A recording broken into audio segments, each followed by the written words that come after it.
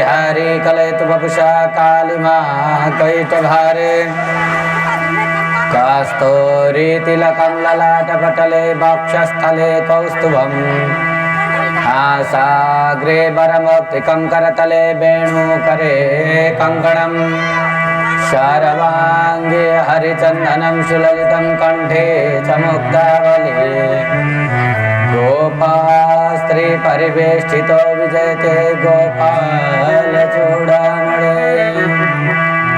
अस्ति स्वस्तरुणीकराग्रविगलत्कल्पप्रसूनाप्लुतम् वास्तु प्रस्तुतवेणुनादलहरे निर्वाणनिर्व्याकुलम्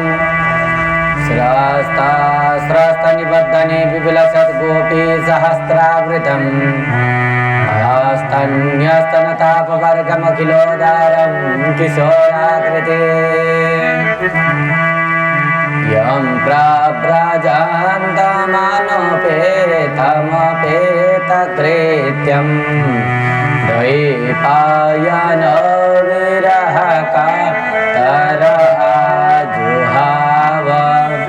पुत्रेति तन्मयतया तरभोभिनेदो सर्वभूतहृदया मुनिमानतोऽस्मि व्याख्यामुद्रां करसरसिजे पुस्तकं शङ्खचक्रे बिभ्रद भिन्नस्फटिकरुचिरे पुण्डरीके निचण्ण अम्लानश्रीरमितमिषधैरं सुविप्लावयन्माम् आविर्भूयादनगमयिमा मानसे वागरीशः लक्ष्मीनाथसमारम्भां नाथयामुरमध्यमाम् अस्मदाचार्यपर्यन्तां वन्दे गुरुपरम्पराम्। अकारण करुणा वरुणालय भक्तवांछा कल्पतरु भगवान श्री हरि का असीम अनुकंपा आज हामी श्रीमद् भागवत सप्ताह ज्ञान महायज्ञमा विराजमान भएका छौं।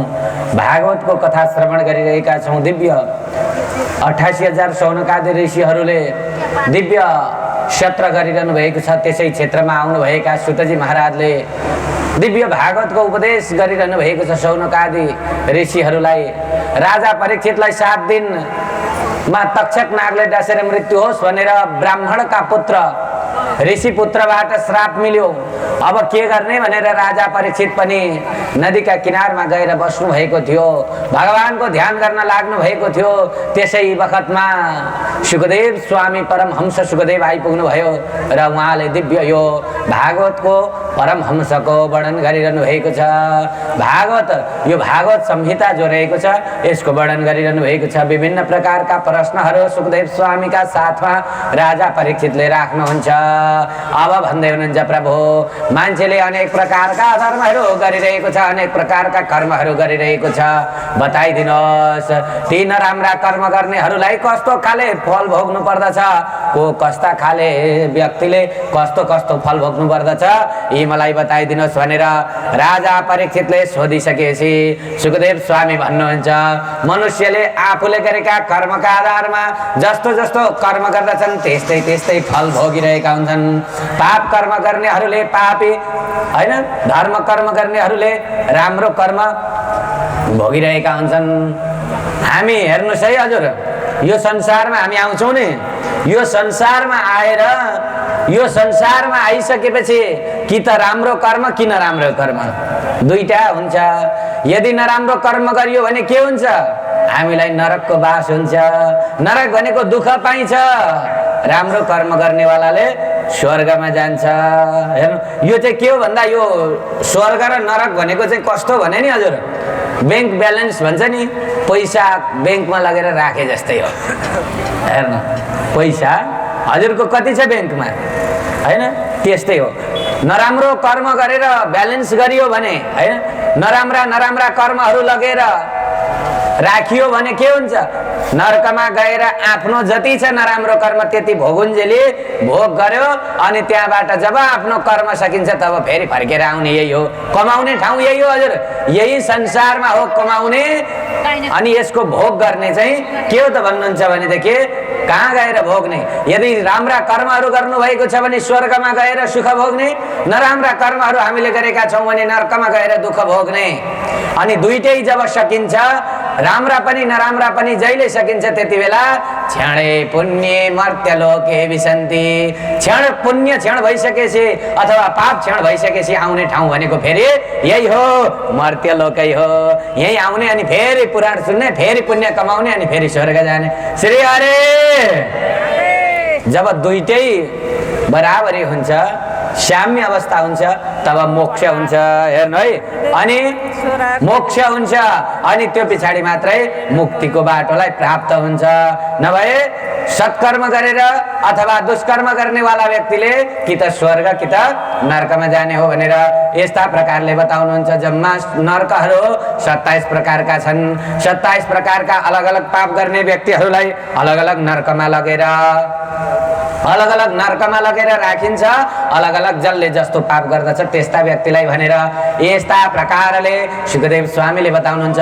नरक विशेष गरेर धेरै छन्। धेरै नरकहरू मध्ये 27 वटालाई विशेष मानिएको छ।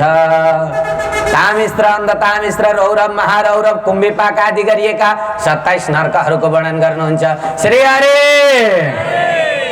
लक्ष्मीनारायण भगवानको, राष्ट्रदेव पशुपतिनाथको, भागवत भगवानको, पार्थिवरा माताको, सिद्धकाली माताको, प्रकाशेश्वर महादेवको, कैलाशेश्वर महादेवको, अम्बिकेश्वर महादेवको, अमृतेश्वर महादेवको, सभापोखरी की ठकुमल्ला देवीको, शाल्पा रानीको, षडानन्द गुरु महाराजको, योगमाया हजुरको, आत्रेय गोत्रका सम्पूर्ण पितृहरूको आजको आनन्दको जय जय श्री राधे श्याम नमः पार्वती पते हर हर हर महादेव शम्भु। हजुर नरक खोज्न जानुहुन्छ होला नि? अन्त नरक कहीँ जानु पर्दैन। हेर्नु, नरक पनि यही छ, स्वर्ग पनि यही छ।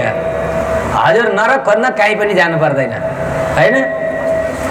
मानिलिउँ 4 भाइ दाजुभाइ, त्यो पर डाँडापारीका थापाबाका 4 भाइ दाजुभाइ थिए, होइन?